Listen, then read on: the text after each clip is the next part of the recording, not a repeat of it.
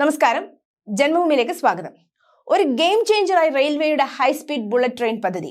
തമിഴ്നാട്, ആന്ധ്രാപ്രദേശ്, കർണാടക എന്നീ 3 സംസ്ഥാനങ്ങളെ ബന്ധിച്ചു വരുന്ന ബുള്ളറ്റ് ട്രെയിനിന്റെ വരവോടെ ചെന്നൈയിൽ നിന്നും മൈസൂരിലെത്താൻ ഇനി 90 മിനിറ്റുകൾ മാത്രം. മണിക്കൂറിൽ 350 കിലോമീറ്റർ വരെ വേഗത കൈവരിക്കാൻ കഴിയുന്ന ട്രെയിനുകൾക്കായി രൂപകൽപ്പന ചെയ്തിരിക്കുകയാണെന്നും പ്രവർത്തന വേഗത മണിക്കൂറിൽ 320 കിലോമീറ്ററും ശരാശരി 250 കിലോമീറ്റർ വേഗതയും ഉള്ള ഈ അതിവേഗ കണക്ടിവിറ്റി യാത്ര സമയം ഗണ്യമായി കുറയ്ക്കുമെന്നും മൈസൂരിനെയും ചെന്നൈയും ഫലപ്രദമായി കണക്ട് ചെയ്യുകയും ചെയ്യും.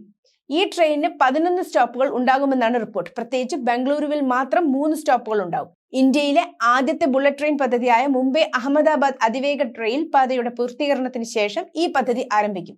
മൈസൂർ ബംഗളൂരു ചെന്നൈ പാത പ്രാദേശിക വികസനത്തിനും ടൂറിസത്തിനും കാര്യമായ നേട്ടങ്ങൾ നൽകുമെന്നാണ് സൂചന. കൂടാതെ റെയിൽവേയുടെ കെട്ടിട പരിസരം വൃത്തികേടാക്കുന്നവർക്കെതിരെയുള്ള നടപടികൾ ഓരോ വർഷവും കർശനമാക്കുന്നതായി കേന്ദ്രമന്ത്രി അശ്വിനി വൈഷ്ണവ്. സമീപ പരിസരത്ത് മാലിന്യം വലിച്ചെറിയുന്നതിനും തുപ്പിയതിനും 2022, 23, 24 സാമ്പത്തിക വർഷങ്ങളിൽ 3.30 ലക്ഷം ആളുകൾക്കാണ് പിഴ ചുമത്തിയത്.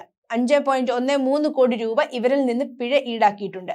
രാജ്യസഭയിലാണ് അശ്വിനി വൈഷ്ണവ് ഇക്കാര്യം അറിയിച്ചത്. ശുചിത്വം ഒരു തുടർച്ചയായി പാലിക്കേണ്ട പ്രക്രിയയാണ്. പരിസരം ശരിയായി പാലിക്കുന്നതിലും വൃത്തിയുള്ള അവസ്ഥയിലും നിലനിർത്താൻ എല്ലാ ശ്രമങ്ങളും നടത്തുന്നുണ്ട്. സമീപ പരിസരം വൃത്തിഹീനമാകാതിരിക്കാൻ യാത്രക്കാരെ ബോധവൽക്കരിക്കാൻ ക്യാമ്പയിനുകളും സംഘടിപ്പിക്കുന്നുണ്ട്. MP നീരജ് ദാംഗിയുടെ ചോദ്യത്തിന് മറുപടിയായാണ് അശ്വിനി വൈഷ്ണവ് ഇക്കാര്യം വ്യക്തമാക്കിയത്. News desk, Janmabhumi.